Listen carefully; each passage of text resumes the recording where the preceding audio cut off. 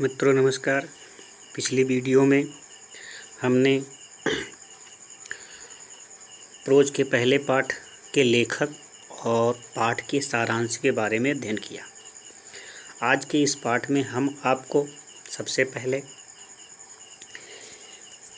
एक पैराग्राफ का अर्थ हिंदी में और फिर इसके बाद उसी का अंग्रेजी में व्याख्या करना बताएंगे। तो आइए सबसे पहले हम लोग एक पैराग्राफ पहले वाले का एक बार रीडिंग करते हैं, फिर अर्थ वर्ड टू वर्ड निकालेंगे, फिर इसके बाद एक्सप्लेन करेंगे। I had left New Delhi for the Himalayas.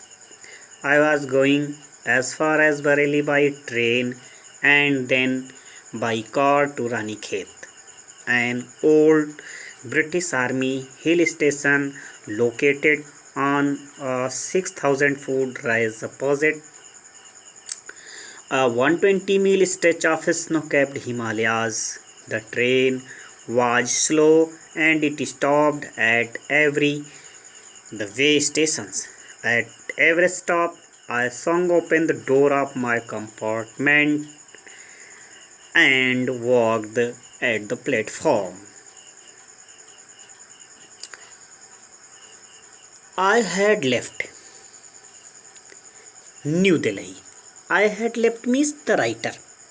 I means the writer Mr. W.C. Douglas had left, छोड़ चुके थे, पीछे छोड़ चुके थे, left behind न्यू दिल्ली, नई दिल्ली को, फॉर द हिमालयाज, हिमालय पर जाने के लिए।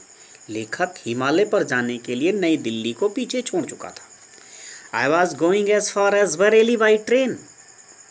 आई वॉज गोइंग, लेखक जा रहा था, as far as Bareilly, Bareilly by train, train से, लेखक ट्रेन से बरेली जा रहा था। एंड और देन तब बाई कार टू रानीखेत, फिर कार से रानीखेत। रानीखेत क्या है? An old British army hill station. क्या है? एन ओल्ड, एक पुराना British army hill station. British means English, अंग्रेजी, आर्मी सेना, अंग्रेजी सेना के द्वारा स्थापित एक पहाड़ी स्टेशन है। लोकेटेड, लोकेटेड मीन्स सिचुएटेड, जो स्थित था ऑन 6,000 फुट, 6,000 फुट। फुट क्या है? मेजरमेंट है। तो 6,000 फुट की ऊंचाई पर स्थित था। Rise opposite, opposite means in front, आपके सामने, ठीक सामने। On 120 mile stretch, 120 mile, stretch means फैले हुए, 120 मील दूर तक फैले हुए, of snow capped Himalayas. Snow means बर्फ के, और कैप्ड मीन्स कवर्ड, बर्फ से ढके हुए हिमालय, 120 मील दूर तक फैले हुए बर्फ से ढके हुए हिमालय के ठीक सामने 6,000 फुट की ऊंचाई पर अंग्रेजों के द्वारा स्थापित एक पहाड़ी स्टेशन था, रानीखेत, जहां पर लेखक को जाना था। The train was slow, the train, train रेलगाड़ी, वाज स्लो, स्लो मीन्स यहाँ पे लोकल, रेलगाड़ी एक लोकल थी, पैसेंजर ट्रेन थी।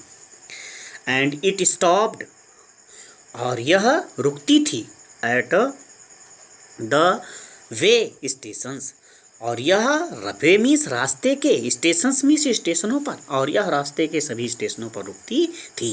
एट एवरी स्टॉप, हर स्टॉप पर, I swung open the door, the writer swung open, swung open means widely open, पूर्णतया खोल देता था, द डोर, दरवाजे को, of my compartment, compartment means bogie, अपने डिब्बे के दरवाजे को खोल देता था। And walked at the platform, and walked means move on foot, पैदल चलता था, एट द प्लेटफॉर्म्स, प्लेटफॉर्म पर। अब एक्सप्लेनेशन, सबसे पहले हम लोग ऊपर में हिंट्स लिखेंगे, और हिंट्स में क्या लिखते हैं?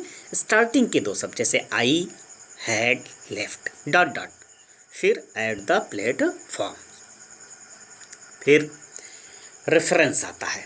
Reference, the above noted lines और passage of the prose has been taken from the lesson A Girl with a Basket, and the writer of the lesson is W.C. Douglas. Reference के बाद context. In these starting lines of the prose, in the starting passage, the writer here tells about his journey from New Delhi to Rani Khet. Context के बाद explanation. चलिए explanation में हम पहले outline बनाते हैं, आउटलाइन देते हैं और आउटलाइन से इसको जो है इन लाइन को जोड़ लेते हैं. आउटलाइन में क्या देंगे? Writer mister W.C. Douglas, who was a जज of United State of America, came to India to travel from and he made his tour from New Delhi to Ranikhet. The writer tells that he left New Delhi to go to Ranikhet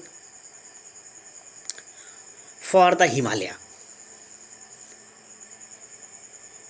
The writer was going for Bareilly by train, and then he would visit in a car from Bareilly to New Delhi. No, sorry, from Bareilly to Ranikhet. Ranikhet is a army hill station, especially situated by the English army, which is situated on the top of 6,000 foot just in front of the Himalaya, which is stretched over 120 miles, is snow covered Himalaya. The train in which the writer was journeying was a very slow and a passenger train.